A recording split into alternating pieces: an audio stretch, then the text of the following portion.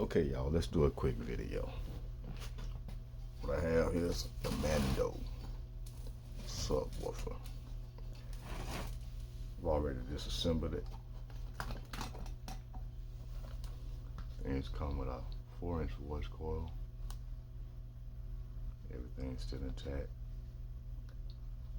Everything checks out good.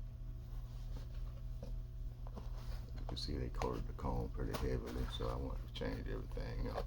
Got a bunch of epoxy around the cap, reinforcement. Check to see why. But I want to do new cones in this install, so that's what I'm going with. It comes with 2 bottom spiders and 1 Nomex top spider.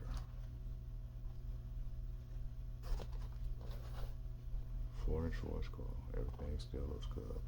So I'll be getting these cleaned up and reusing these. Me, I've been doing a lot of research on this sub because I don't see anybody using them. I'm very curious about it. But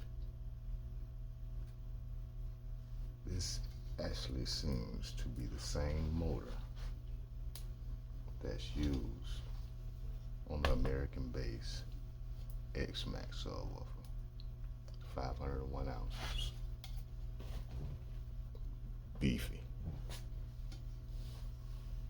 75 subwoofer.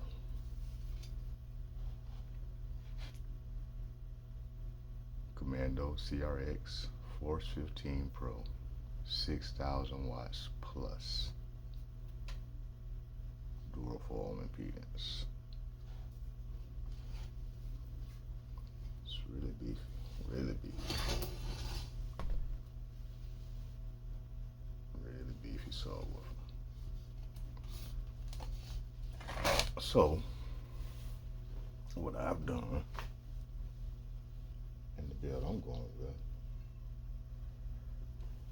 is this tall roll surround SPL cone. And that's what I'm going to build them with. This one does have more cone area, but it won't give it as much excursion. And the way I see it, with this being the same motor as the X-Max, practically the same motor as the X-Max, with the same X-Max potential, 22 millimeters, this surround will give me more output than the one it comes with. The American base has the big beefy mega roll surround, so I feel like this surround is the best of both worlds. So that's what I'm going with. Tall roll SPL on the CRX Pro. Have any info on this speaker? Let me know. Stay tuned.